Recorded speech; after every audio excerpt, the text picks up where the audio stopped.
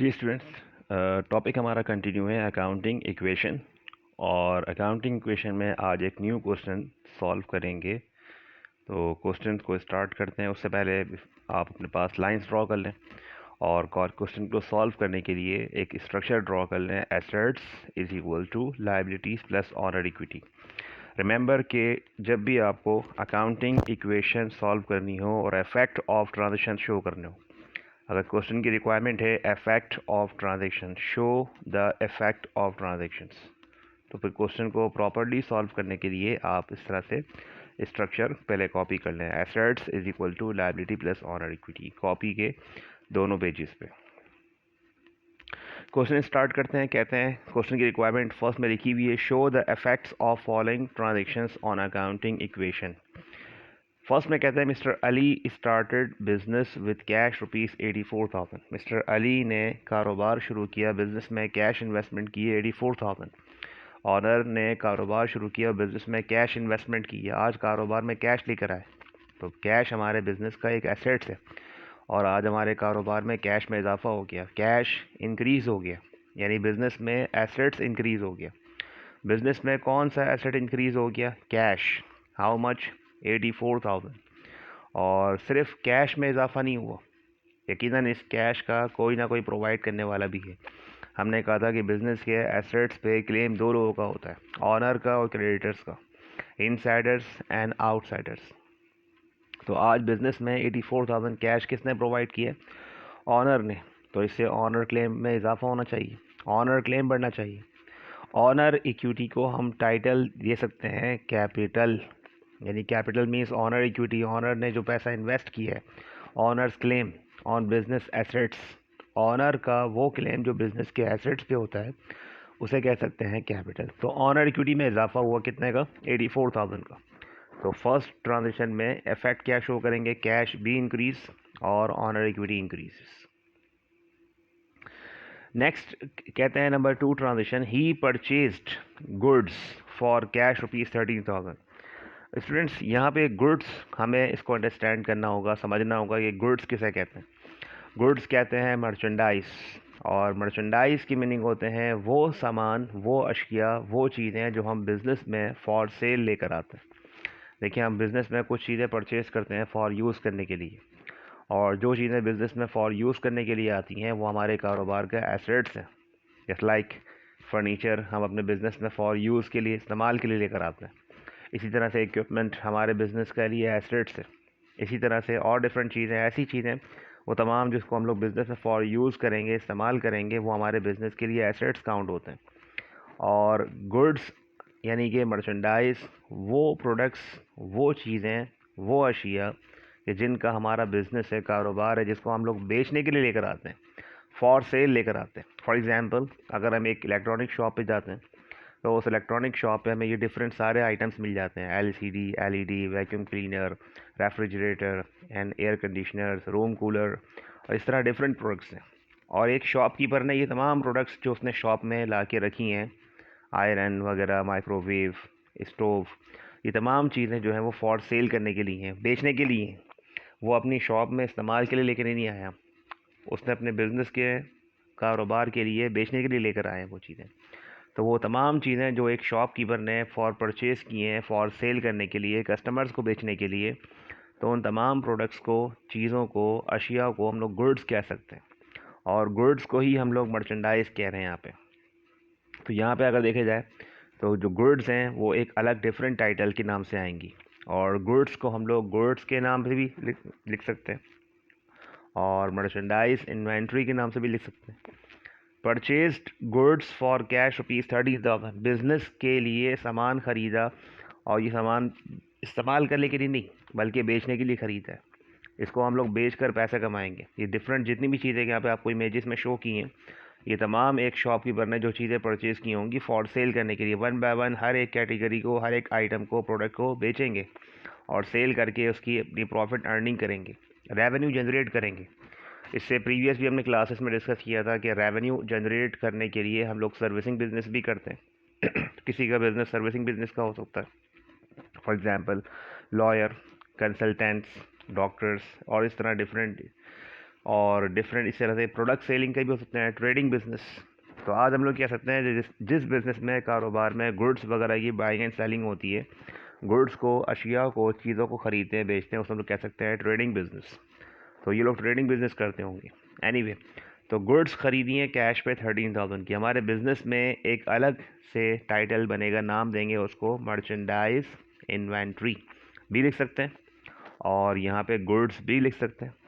Both of are right. आप goods लिखना चाहें गुड्स लिख दें, मर्चेंडाइज इन्वेंट्री के नाम से लिखना चाहें merchandise inventory. Merchandise inventory means सामान ज़ख़ीरा, यानी वो प्रोडक्ट्स, वो चीज़ है जिसको हम लोग लाते हैं बेचने के लिए, जिनके हम लोग बेचकर पैसे कमाएंगे। फ़िलहाल राइट नाउ अभी तो हमने ख़रीदी है और ख़रीदी है कैश पे, बट रिमेंबर आपकी जो इंटेंशन है वो क्या है, इसको प्रोडक्ट को बेचकर पैसे कमाना है, अर्निंग है। और ऑब्वियसली जब आप किसी चीज़ को, प्रोडक्ट को बेचेंगे तो कॉस्ट टू कॉस्ट तो नहीं बेचते, उस प्रोडक्ट को, चीज़ को यकीनन आप कॉस्ट से एक्सिस में बेचते हैं, ज़्यादा में बेचते हैं, तो आपको बिज़नेस में प्रॉफिट भी होता है, मुनाफा भी होता है। फ़िलहाल अभी हमने नंबर सेकंड ट्रांजेक्शन देखें, इसका इफेक्ट क्या करेंगे, मर्चेंडाइज इन्वेंट्री को इंक्रीज़ कर देंगे और कैश को डिक्रीज़ कर देंगे।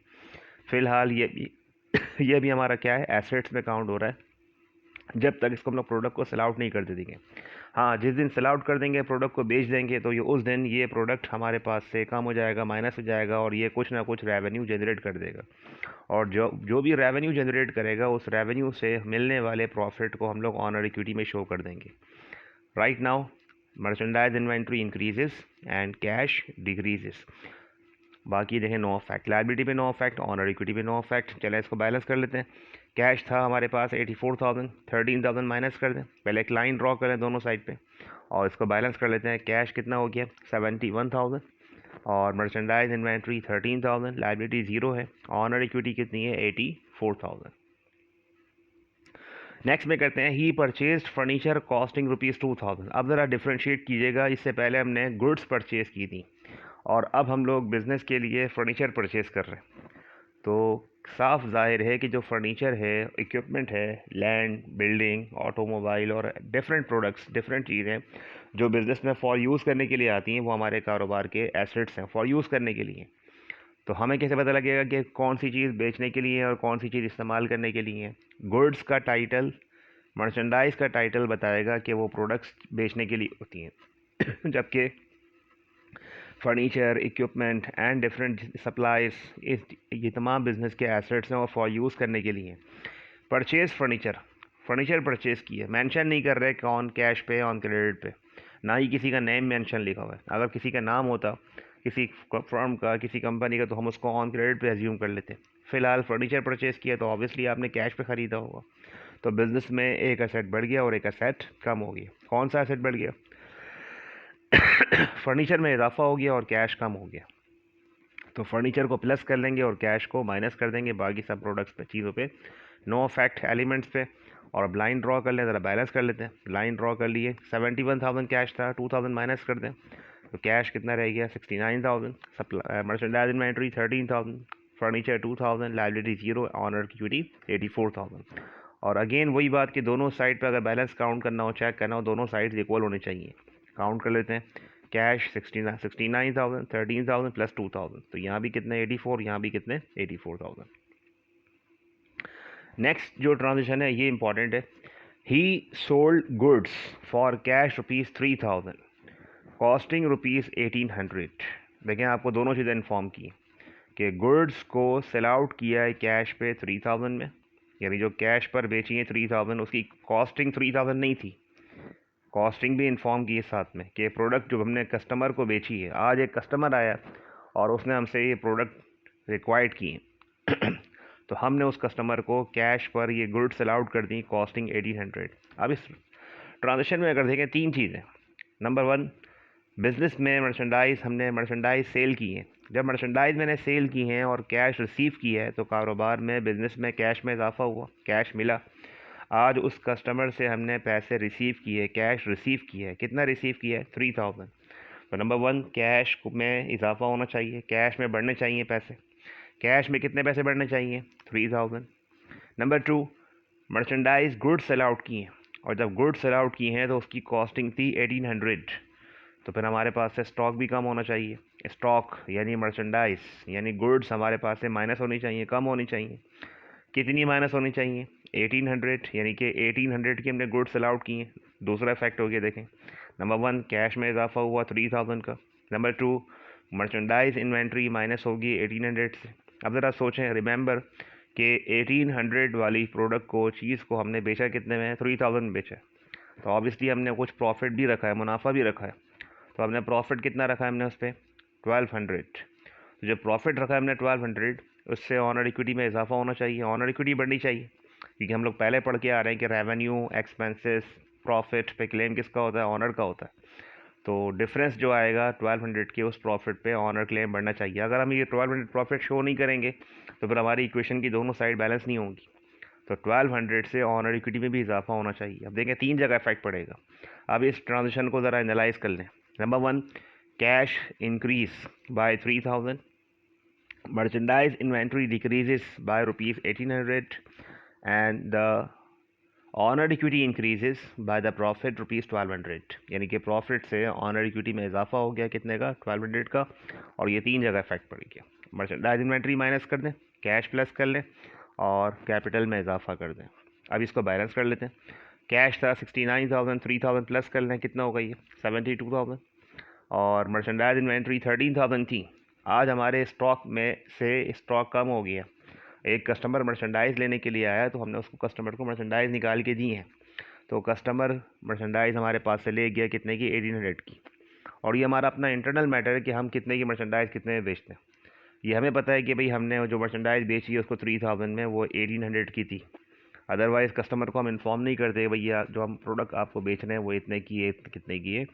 कस्टमर का ताल्लुक ही नहीं है इस चीज़ से। हम डायरेक्ट क्या करते हैं, उसको इन्फॉर्म करते हैं कि 3000 में सेल आउट करेंगे आपको। तो हमारे पास से स्टॉक कम हो गया।